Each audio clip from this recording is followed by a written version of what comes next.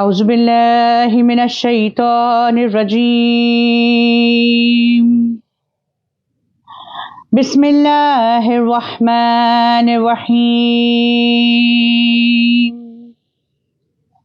الحمد لله رب العالمين.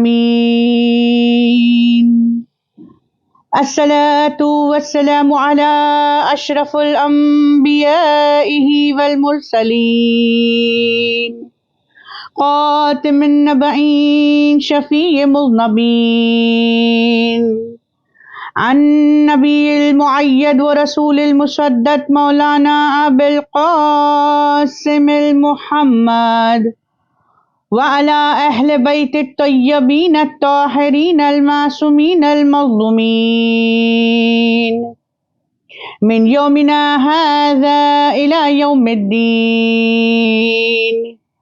لعنة الله على أعدائه الأجمعين. آمين يا رب العالمين. قال الله تبارك وتعالى في كتابه المجيد وفرقانه الحميد وقوله الحق. بسم الله الرحمن الرحيم. يا أيها الذين آمنوا أطيعوا الله وأطيعوا الرسول وأولي الأمر منكم. حاضرین مجلس، السلام علیکم ورحمۃ اللہ وبرکاتہ. اس عشر محرم کا عنوان سورہ نساء کی 59 آیت کا پہلا حصہ کہ جس کی تلاوت کا میں نے ابھی شرف حاصل کیا. پروردگار عالم صاحب ایمان سے خطاب کرتا ہے. ارشاد باری تعالیٰ ہو رہا ہے کہ اے ایمان والوں، اطاعت کرو اللہ کی، اطاعت کرو اس کے رسول کی اور ان کی جو صاحب امر ہیں اور تم میں سے ہیں. پروردگار عالم کی اطاعت عین بندگی ہے. گزشتہ مجالسوں کے حوالے سے ہم نے یہ جانا کہ اگر کوئی انسان اطاعت کے بغیر پروردگار کی عبادت کرنا چاہتا ہے، یعنی انداز اپنا ہو، عبادت خدا کی ہو، تو ایسی عبادت بے معنی ہو جاتی ہے. عبادت ویسی ہی ہونی چاہیے کہ جیسے خدا نے کرنے کا حکم دیا ہے. اور آگے بڑھیں تو پروردگار عالم اپنے حبیب کی اطاعت اور اولو الامر کی اطاعت کا حکم ہمیں دے رہا ہے. سوال یہ اٹھتا ہے کہ یہ اولو الامر کون ہیں؟ رسول اللہ کی اطاعت کا بارہا خداوند کریم نے قرآن مجید میں حکم دیا ہے. اب سوال اٹھتا ہے کہ یہ اولو الامر کون ہیں؟ یہ اولو الامر وہ ہیں کہ جسے بارہا آقا نامدار نے تعارف کروایا تھا. وہ نبی کی جس کے زبان پر وحی کے تالے ہیں، جس کے صداقت کی گواہی قرآن بڑھ کر دے رہا ہے. آپ صلی اللہ علیہ وآلہ وسلم نے بارہا اولو الامر سے ہمارا تعارف کروایا تھا. کئی احادیث موجود ہیں مگر دامن وقت میں گنجائش نہیں کہ سبھی کا تذکرہ ہو. بس یہ کہ ابو ذر غفاری سے مروی ہے کہ آقا نامدار ارشاد فرماتے ہیں کہ اے ابو ذر، جس طرح سر کی نسبت بدن سے ہے، جو عظمت سر کی بدن پر ہے، اسی طرح میری اہل بیت کی عظمت میری امت پر ہے. جس طرح سر میں آنکھوں کی اہمیت ہے، اسی طرح میرے اہل بیت کی عظمت میری امت پر ہے کہ بغیر ان کے راہ راست کسی کو نہ ملے گا. جس طرح بغیر آنکھوں کی کوئی اپنی منزل تک نہیں پہنچ سکتا، بھٹکنے کا امکان ہوتا ہے، اسی طرح بغیر میرے اہل بیت کے کوئی بھی راہ راست پر نہیں آ سکتا. سبحان اللہ. آقا نامدار نے کبھی یہ کہا کہ یا علی، آپ کی نسبت مجھ سے اسی طرح ہے کہ جیسے ہارون کی نسبت موسیٰ سے. فقط یہ کہ میرے بعد کوئی نبی نہ ہوگا. سبحان اللہ. کبھی آقا یہ فرماتے ہیں کہ پروردگار عالم کا قرآن شاہد ہے کہ خدا کی سنت میں کوئی تبدیلی ممکن نہیں ہے۔ پروردگار عالم نے ہر نبی کو ایک وصی دیا تھا، اور میرا وصی علی ابن ابی طالب علیہ السلام ہے۔ بات واضح ہو گئی، یہ تو ہماری کوتاہی ہے۔ رسول اللہ نے تو بارہا میرے مولا کا تعارف کروایا، اپنے 12 جانشین کا تعارف امت سے کروایا۔ اب یہ ہماری ذمہ داری ہے، بالخصوص ہم کی جو مجلسوں میں مولا حسین پر گریا کرتے ہیں، ہم کی جو مولا علی کی محبت کا دم بھرتے ہیں، جب بھی مجلسوں میں محفلوں میں نعرہ حیدری لگ جاتا ہے، مومن کی پہچان یہ ہے کہ ان کے چہرے کھل اٹھتے ہیں۔ ہماری یہ ذمہ داری ہے کہ ہم اپنی زندگی کو اپنے خدا کے اطاعت میں، اس کے رسول کے اطاعت میں اور اولو الامر کی اطاعت میں گزارے۔ ہماری یہ ذمہ داری ہے۔ بالخصوص میرا خطاب اپنی نوجوان بچیوں سے ہے کہ جتنی اہمیت آپ اپنے اسکول اور کالج کے علم کو دیتی ہیں، بہت ضروری ہے کہ ہم دنیاوی علم کو حاصل کریں۔ ضروری ہے کہ ہم اہل بیت اطہار کے اقوال پر غور و فکر کریں، ہم حدیث نبوی پر تدبر کریں، جانے کہ اہل بیت اطہار نے کون سی چیزوں کو کرنے کے لیے ہمیں کہا ہے۔ وہ نبی کہ جس کی سنت پر عمل کرنے کا حکم خدا نے دیا ہے، آخر اس نبی کی سنت کیا ہے؟ اہل بیت کے اقوال پر غور و فکر کریں۔ میرے مولا کو بڑا ہی غم تھا، میرے مولا وہ کہ جو سلونی کا دعویٰ کرتے تھے، سلونی قبل ان تفقدونی کا دعویٰ میرا مولا کیا کرتے تھے کہ پوچھو مجھ سے کہ کہیں میں تم میں نہ رہوں، تو کوئی مولا کے پاس ان کا علم کا فائدہ اٹھانے کے لیے نہیں آتا تھا، کسی نے مولا کے علم سے استفادہ نہ کیا۔ میرے مولا کو اتنا غم تھا، تاریخ لکھتی ہے کہ رات کی تاریکیوں میں شہر کے باہر ایک کنویں میں اپنے منہ کو ڈال کر میرے مولا رات رات کو گریا کرتے تھے، پروردگار سے شکوہ کیا کرتے تھے، اپنے امت کے لیے، رسول اللہ کی امت کے لیے استغفار کرتے تھے اور شکوہ کرتے تھے کہ پروردگار تو نے مجھے باب مدینۃ العلم بنایا، مگر میرے علم سے کوئی استفادہ نہیں کرنا چاہتا۔ ہم علی کے چاہنے والے ہیں، ہم میرے مولا کے محبت میں زندگی کو گزارنے والے ہیں۔ ہماری تو سب سے بڑی ذمہ داری ہے، کل کہیں یہ نہ ہو کہ روز محشر مولا کائنات کا سامنا ہو تو خدا نخواستہ شرمندگی سے ہماری نگاہیں جھک جائیں، کہیں شرمندگی سے ہماری نگاہیں نہ جھک جائیں، کہیں مولا سوال نہ کر لے کہ تو میرا اپنا تھا۔ ہمیں چاہیے کہ ہم اپنے مولا کی زندگی سے درس حاصل کریں، مولا کے قول پر عمل کریں۔ آج سبھی کامیابی چاہتے ہیں، ہر انسان کامیابی کی جانب جانے کے لیے اجلت کر رہا ہے، کوشش کر رہا ہے، جستجو کر رہا ہے، یا یہ کہوں کہ دوڑ رہا ہے۔ سب سے بڑی کامیابی تو خود دن میں 5 وقت پروردگار عالم نے اس کے گھر میں دعوت دیتے ہوئے کہا کہ حیا علی الفلاح، یعنی کامیابی کی جانب دوڑو۔ مختصر یہ کہ انشاءاللہ اس کے حوالے سے، نماز کے حوالے سے آئندہ آنے والی مجلسوں میں گفتگو جاری اور ساری رہے گی۔ آج سبھی انسان کامیابی حاصل کرنا چاہتا ہے، تو مولا کائنات علی ابن ابی طالب علیہ السلام فرماتے ہیں کہ 3 چیزیں ایسی ہیں کہ جو انسان کو پستی کی جانب لے کر جاتی ہیں، کامیابی سے روکتی ہیں۔ یعنی ہمیں کوشش کرنی چاہیے کہ جہاں ہم کامیابی حاصل کرنا چاہتے ہیں، ہم دیکھیں کہ وہ کون سی چیزیں ہیں کہ جو ہماری کامیابی میں مانع آ سکتی ہیں۔ مولا فرماتے ہیں کہ سب سے پہلے تو فخر و غرور، تکبر انسان میں اگر آ گیا تو وہ کبھی کامیابی حاصل نہیں کر سکتا۔ المفاخرات جسے کہا جاتا ہے، فخر جسے کہا جاتا ہے، پروردگار عالم کا قرآن شاہد ہے کہ یہ فخر احساس کمتری کی نشانی ہے۔ آج سائیکالوجسٹ یہ کہتے ہیں کہ جو انسان غرور کرتا ہے در حقیقت وہ احساس کمتری کا شکار ہے، یعنی انفیریورٹی کا شکار ہے۔ مگر قرآن کریم نے بڑھ کر 1400 سال پہلے ہمیں شیطان ملعون کے واقعے سے آگاہی دے دی تھی. یہ ملعون کی جس نے خدا کی اطاعت کا انکار کیا، جب اس نے آدم کے پتلے کو دیکھا، سجدے کا حکم ہوا تو اسے احساس سے کمتری ہوئی. وہ کہنے لگا کہ یہ تو مٹی کا بنا ہے اور میں آگ سے بنا ہوا ہوں. بس پھر کیا تھا، پروردگار کی بارگاہ میں ذلیل و خوار ہو کر، رسوا ہو کر نکالا گیا. مختصر یہ کہ جب انسان احساس کمتری کرتا ہے، انفیریئر محسوس کرتا ہے، تو وہ غرور کرتا ہے.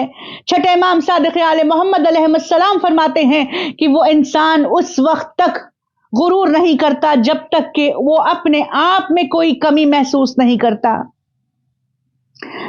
انسان فخر 3 چیزوں کے حوالے سے کرتا ہے. سب سے پہلے تو نعوذ باللہ خدا کی ذات کے سامنے فخر کرتا ہے. تاریخ انسانیت میں جس نے بھی خدا کی ذات کے سامنے تکبر کیا ہو، پروردگار نے اسے عبرت قرار دیا ہے. فرعون ملعون کی جو یہ کہہ اٹھا کہ انا ربکم الاعلی، وہ کہتا تھا کہ میرے سوا کوئی اور معبود میں نے دیکھا نہیں تمہارے لیے. قرآن میں پروردگار اس کے لیے کہتا ہے کہ یہ فرعون اور اس کے قوم والے غرور کرتے ہیں اور شاید یہ بھول گئے کہ ہماری جانب یہ پلٹ کر آئیں گے. سبحان اللہ. پھر پروردگار عالم نے اس ملعون کے مرنے کے بعد بھی اس کے جسم کو لوگوں کے لیے عبرت قرار دیا. قرآن بڑھ کر کہتا ہے کہ ہم نے اس کے جسم کو محفوظ رکھا تاکہ آنے والے لوگ عبرت حاصل کر سکے. اور آگے بڑھیے، انسان تکبر کرتا ہے نعوذ باللہ اللہ کی حجت کے سامنے، ائمہ طاہرین کے سامنے. تاریخ گواہ ہے کہ جس نے بھی رسول اللہ صلی اللہ علیہ وآلہ وسلم کے سامنے تکبر کیا ہے، خداوند کریم نے اسے نیست و نابود کر دیا. تاریخ میں کئی واقعات موجود ہیں مگر دامن وقت میں گنجائش نہیں کی طویلی گفتگو ہو. بس دل چاہتا ہے کہ ابو جہل کا نام لوں. یہ وہ ملعون ہے کہ جس کا حقیقی نام ابو الحکم تھا. اس کی انا کو گوارا نہیں تھا کہ اس کے نظروں کے سامنے پروان چڑھے ہوئے محمد کو اپنا نبی قرار دے. ملعون نے کہا کہ اگر تم انشقاق القمر کر دو، یعنی چاند کے 2 ٹکڑے کر دو، تو میں تمہیں نبی تسلیم کر لوں. تب بھی یہ راہ راست پر نہیں آیا. اسے اپنے قد و قامت پر، اپنی شجاعت پر غرور اتنا تھا کہ دوسروں کو کمتر سمجھتا تھا. تاریخ لکھتی ہے کہ عبداللہ ابن مسعود بہت بڑے قاری قرآن تھے، حتیٰ کہ اسلام کے پہلے قاریوں میں سے ان کا نام لیا جاتا ہے، مگر ان کا قد چھوٹا سا تھا. اتنا چھوٹا تھا کہ اگر لوگ 2 زانو ہو کر بیٹھ جاتے اور عبداللہ ابن مسعود کھڑے ہو جاتے تو تب بھی ان لوگوں سے زیادہ طویل نظر نہ آتے. ہمیشہ عبداللہ ابن مسعود کا یہ ملعون مذاق اڑایا کرتا تھا کہ آپ کا قد چھوٹا ہے. جنگ بدر بھی واضح ہو گئی. اب عبداللہ ابن مسعود نے اللہ کے حبیب سے یہ التماس کی کہ یا حبیب خدا، میں چاہتا ہوں کہ جنگ بدر میں حصہ لے سکوں. آقا نامدار نے کہا کہ جا کر جنگ کے بعد جنازوں کو اٹھانا، وہاں سے میت کو خالی کرنا. اب عبداللہ ابن مسعود جو میدان میں گئے، کیا دیکھا کہ یہ ابو جہل کی آخری سانسیں بچی ہوئی ہے، مگر ملعون اتنا غرور میں چور ہے کہ زخمی حالت میں ہے. دیکھیے جہالت کا کتنا بڑا دور ہے، جہالت اوج پر ہے. ملعون کی آخری سانسیں چل رہی ہے. عبداللہ ابن مسعود کو جو دیکھا، یہ دیکھا کہ عبداللہ ابن مسعود اسے فنار کرنے کے لیے آ رہے ہیں. وہ کہتا ہے کہ کاش میں تمہارے ہاتھ سے قتل نہ ہوتا اور کسی بنی ہاشم کے جوان کے ہاتھ سے قتل ہوتا، کہ مجھے گوارا نہیں کہ تم جیسے بونے کے ہاتھ سے قتل ہوں. بس پروردگار عالم نے عبداللہ ابن مسعود کے حوالے سے ان کے ہاتھ سے اسے فنار کر کے بتا دیا کہ جو متکبر ہوتا ہے اس کا انجام کیا ہوتا ہے. حتیٰ کہ تاریخ یہ بات کو واضح کرتی ہے کہ اگر کوئی انسان اس دنیا میں غرور کرتا ہے تو روز قیامت چونٹیوں کی مانند محشور ہوگا اور پروردگار عالم اسے میدان محشر میں بکھیر دے گا. لوگ اسے روندیں گے کہ جس نے اس دنیا میں غرور کیا ہو۔ اللہ اکبر۔ پھر مولا فرماتے ہیں کہ دوسری صفت کی جو انسان کو پستی کی جانب لے جاتی ہے وہ ہے دوسروں کو کمتر سمجھنا، عملی اعتبار سے یا مالی اعتبار سے۔ خیال رہے اگر ہم کسی کو عملی اعتبار سے کمتر سمجھیں اور اپنے اعمال کو بہت بلند سمجھیں تو ہمارے کوئی عمل قابل قبول نہیں، ہماری نیت میں کوتاہی ہے، اعمال میں کوتاہی ہے، ہمارے اعمال ناقص ہیں سوائے اس کے کہ خدائے بے نیاز ہم پر کرم کر دے۔ بالخصوص اپنی بچیوں سے کہ کبھی یہ محسوس نہ کرنا کہ ہم نے بہت عزاداری کر لی ہے، کسی دوسرے کی عبادت پر سوال نہ اٹھانا، اسے کمتر نہ سمجھنا۔ پروردگار دلوں کے حال سے بہتر واقف ہے۔ ہو سکتا ہے کسی کا ایک آنسو قبول ہو جائے اور ہم سے پہلے وہ مولا کے سامنے سرخرو ہو گیا ہوگا۔ ہمیں چاہیے کہ زیادہ سے زیادہ اعمال کریں مگر اپنے اعمال کی قبولیت پر بھروسہ نہ رکھیں، غرور و تکبر نہ کریں، دوسروں کو کمتر نہ سمجھیں، نہ ہی عملی اعتبار سے نہ ہی مالی اعتبار سے۔ تاریخ میں کئی واقعات موجود، حتیٰ کہ سورہ توبہ میں پروردگار عالم کہتا ہے کہ یہ وہ لوگ کہ جو ان کا مذاق اڑاتے ہیں کہ جن کے پاس اپنے محنت کی کمائی کے سوا کچھ اور نہیں ہے، تو پروردگار ان کا مذاق اڑائے گا اور خدا کا عذاب بہت دردناک ہے۔ تاریخ لکھتی ہے کہ یہ ایک ایسے شخص کے شان میں آیت نازل ہوئی تھی کہ جس کا نام عقیل انصاری تھا۔ ابو عقیل انصاری دہاڑی مزدور تھا، روزانہ محنت مشقت کرتے اور روزی روٹی کو کماتے تھے۔ جنگ تبوک آ گیا تھا، آقا نامدار نے تعاون کا سوال کیا تھا، تو اس وقت ہر انسان نے اپنے حیثیت کے مطابق تعاون کیا تھا۔ عبداللہ ابن مسعود، اب یہ شخص ابو عقیل انصاری کی جو ساری رات دگنی محنت کر کے 2 من کھجور اکٹھا کر پائے تھے، 1 من کھجور راہ خدا میں مولا کے حضور میں پیش کر دیا، آقا نامدار کے حضور میں پیش کر دیا گیا۔ تو اب لوگوں نے انہیں طنز دیا کہ کیا آج اسلام کو ایسی باری بھی آ گئی ہے، اسلام کا اتنا خستہ حال ہے کہ ایسے لوگوں کے ساتھ پاس بھی تعاون کا طلبگار ہے۔ تو پروردگار عالم نے یہ آیت کو نازل کر کے بتا دیا کہ خداوند کریم مقدار کو نہیں بلکہ نیتوں کو دیکھتا ہے۔ سبحان اللہ۔ اور آگے بڑھیے، مولا فرماتے ہیں کہ کبھی بھی کسی کو بے عزت نہ کرنا۔ عزت دین اسلام میں اس کی بہت بڑی اہمیت ہے، حتیٰ کہ کہا گیا کہ کوئی رشتہ پروان نہیں چڑھ سکتا جب تک کہ اس میں عزت شامل نہ ہو۔ ہر انسان کو چاہیے کہ دوسرے انسان کو عزت دے، اور وہی انسان عزت دے سکتا ہے کہ جو خود مطمئن ہو، کنٹینٹڈ ہو۔ عزت بہت بڑی بات ہے، خیال رہے کہ خدا نخواستہ کسی کو بے عزت نہ کرنا۔ قرآن میں سورہ توبہ میں پروردگار عالم فرماتا ہے کہ اے ایمان والو خبردار، ایک قوم دوسرے قوم کا مذاق نہ اڑائے، ہو سکتا ہے کہ وہ تم سے بہتر ہو۔ اللہ اکبر۔ پھر کہا کہ عورتوں کی ایک جماعت دوسری جماعت کا مذاق نہ اڑائے کہ ہو سکتا ہے وہ تم سے بہتر ہو۔ پھر پروردگار کہتے ہیں کہ خبردار، کسی کا تانا نہ دینا، کسی کو ارے ارے کے الفاظ سے نہ پکارنا۔ سبحان اللہ۔ پھر پروردگار کہتے ہیں کہ اگر کوئی توبہ کیے بغیر چلا جائے تو یہی ظالمین میں سے ہوں گے کہ ایمان کے بعد ایرا ہی سب سے بڑی بدکاری ہے۔ پتہ چلا کہ جب انسان کسی دوسرے انسان کو تانا دیتا ہے، حتیٰ کہ اگر کسی کا مذاق اڑا دیتا ہے، تو یہ بہت بڑا گناہ ہے۔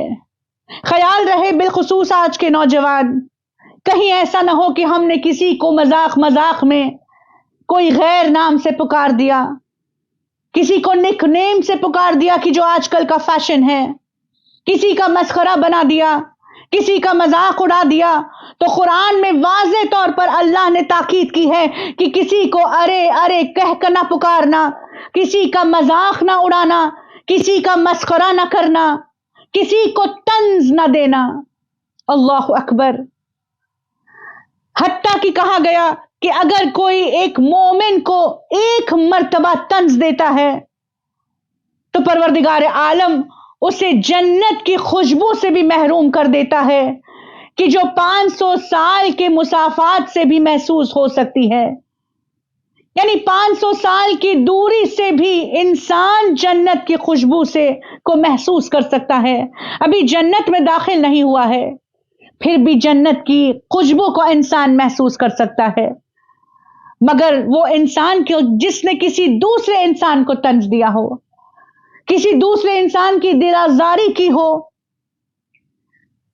تو آقا نامدار فرماتے ہیں کہ وہ جنت کی خوشبو سے بھی محروم ہوگا۔ اللہ اکبر۔ پھر آقا فرماتے ہیں کہ جو انسان کسی دوسرے انسان کو طنز دیتا ہے تو وہ اپنے آپ کو تیار کرتا ہے تباہی کے لیے۔ کسی انسان نے کسی دوسرے مومن کا مذاق اڑایا، اس کی دل آزاری کی، اس کی توہین کی، تو گویا اس نے خدا سے کھلم کھلا، خدا سے جھگڑے کا اعلان کر دیا ہے، جنگ کا اعلان کر دیا ہے، کیونکہ پروردگار کہتا ہے کہ وہ مومنین کا نگہبان ہے۔ ائمہ طاہرین کی احادیث میں یہ موجود ہے، بالخصوص چھٹے امام کے حوالے سے یہ ملتا ہے کہ جب آپ خانہ کعبہ کے سامنے کھڑے تھے تو یہ الفاظ آپ کے زبان مبارک سے جاری تھے۔ امام نے کہا تھا کہ اے خانہ کعبہ، بے شک تیری عظمت بہت بلند ہے، مگر اس سے بھی بلند مومن کی عظمت ہے۔ کسی نے اگر مومن کے دل کو دکھایا تو گویا اس نے خانہ کعبہ کی دیوار کو منہدم کر دیا۔ اللہ اکبر۔ اگر ہم اہل بیت اطہار کے اقوال پر غور و فکر کریں، قرآن کی آیتوں پر تدبر کریں، تو دنیا ایک الگ رہنے والی جگہ ہوگی۔ عزاداران سید الشہداء، ہمیں چاہیے کہ ہم اہل بیت اطہار کے اقوال پر غور و فکر کریں، ان کے کہے پر عمل کریں، کیونکہ پروردگار عالم نے انہی کو ہمارے لیے اسوہ قرار دیا ہے۔ آقا نامدار اور ان کے اول الامر، ان کے وسیع ہمارے لیے اسوہ ہیں۔ پروردگار نے اپنی نشانیاں بنا کر انہیں روئے زمین پر بھیجا ہے تاکہ خدا کی صفتیں ہم تک واضح آ سکیں، خدا کی صفتیں ہم تک پہنچ سکے۔ مثال کے طور پر خدا رحمان ہے، رحیم ہے، یہ کیسے پتا چلے؟ جب اہل بیت پر نظر پڑتی ہے، جب آقا نامدار پر نظر پڑتی ہے تو پتا چلتا ہے کہ جب خدا کے بندے کی رحمانیت کا یہ عالم ہے تو وہ خدا کیسا ہوگا۔ عزاداران سید الشہداء، مولا حسین اتنے رحیم ہیں، اتنے کریم ہیں، تاریخ لکھتی ہے کہ میدان کربلا میں میرے مولا حسین نے دشمن کو پانی پلا کر خدا کی رحمانیت کا مظہر بنے تھے۔ دیکھنے والے اگر صاحب فہم ہو تو سمجھ میں آ جائے کہ جب خدا کا بندہ ایسا ہو کہ جو اپنے دشمن کو پانی پلاتا ہو، دشمن کو بخش دیتا ہو، تو وہ خدا کیسا ہوگا۔ یہی وجہ تھی کہ جب شب عاشور حر نے ایک لمحے کا تدبر کیا تھا تو صبح نمودار ہوئی، فجر کی نماز کا وقت ہے کہ حر اپنے بیٹے اور غلام کے ساتھ میرے مولا حسین کے پاس آ گئے ہیں۔ حر میرا مولا حسین کی بارگاہ میں آئے ہیں تو کیفیت یہ ہے کہ آنکھوں میں پٹی ہے، ہاتھ بندھے ہوئے ہیں، چہرے پر خاک ہے، سر پر خاک ہے، سر جھکا ہوا ہے۔ آہستہ آہستہ قدموں سے مولا حسین کی خیمے کی جانب حر کا یہ چھوٹا سا لشکر بڑھ رہا ہے۔ ایک جانب بیٹا ہے تو دوسری جانب غلام ہے۔ اچانک بیٹے نے تکبیر بلند کی۔ حر نے آواز دے کر پوچھا، بیٹا کیا بات ہے؟ بیٹا تڑپ کر کہتا ہے کہ بابا حسین کا جوان ہمارے استقبال میں آیا ہے۔ اور پشیمان ہوئے۔ یہاں کچھ اور قدم آگے بڑھے تھے کہ بیٹے نے پھر بڑھ کر تکبیر کہی اور نے سوال کیا کہ بیٹا بات کیا ہے؟ یہاں بیٹا کہتا ہے کہ بابا، حسین کے لشکر کا علمدار خود ہمارے استقبال کے لیے آئے ہیں۔ اب حر کے بدن میں کپ کپی سی آ رہی ہے، ندامت سے سر جھکا ہوا ہے، قدم آہستہ آہستہ بڑھ رہے ہیں۔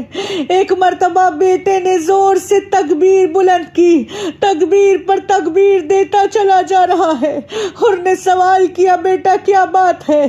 بیٹا کہتا ہے کہ بابا، مولا حسین بذات خود ہمارے استقبال کے لیے کھڑے ہوئے ہیں اور پشیمان ہے۔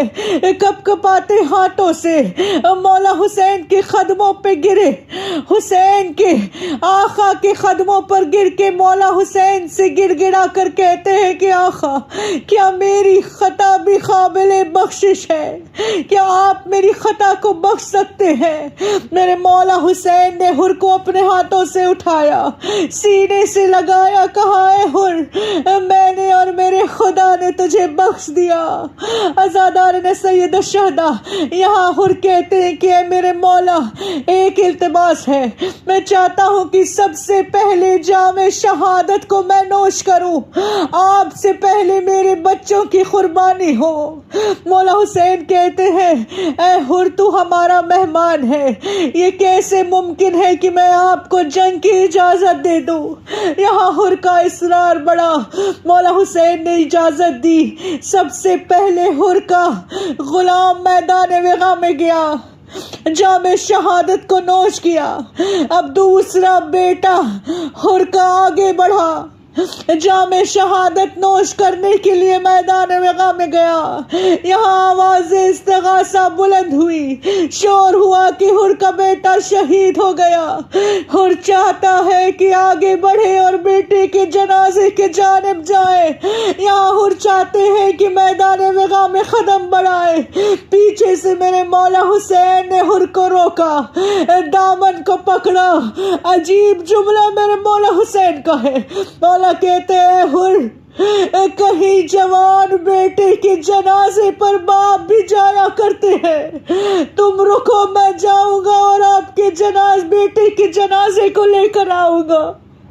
مولا اپنے آپ بذات خود میدان وغا میں گئے، حر کے جوان کے لاشے کو لیے اور واپس آئے۔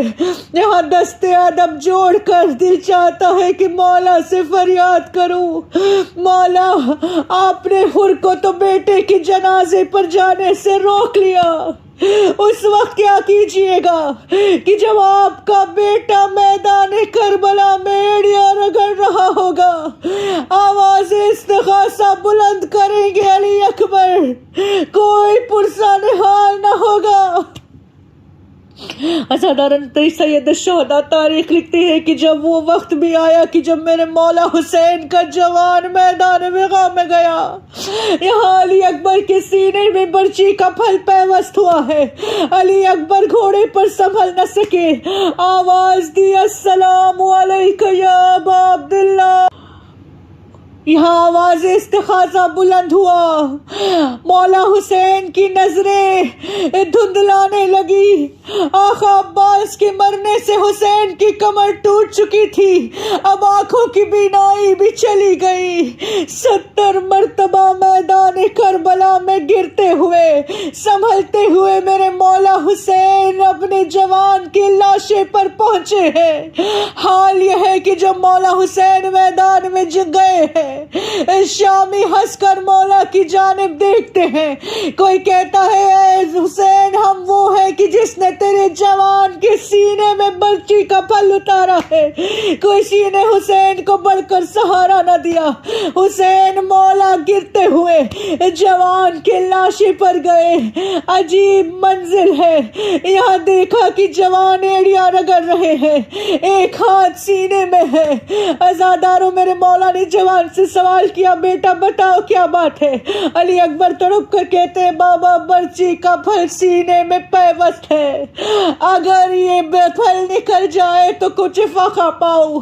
بس مولا دو زانو ہو کر بیٹھ گئے، آستین کو الٹا، یہاں نجف کا رخ کیا، کہا یا علی سب کی مشکل کشائی کرتے ہیں، آج بیٹے کی سب سے بڑی مشکل ہے، آج میری مشکل کشائی کیجئے یا علی کہہ کر جب مولا حسین نے جوان کے سینے سے برچی کا پھل نکالا، علی اکبر کا کلیجہ برچی میں الجھ کر آ گیا۔ ربنا تقبل منا انک انت السمیع العلیم۔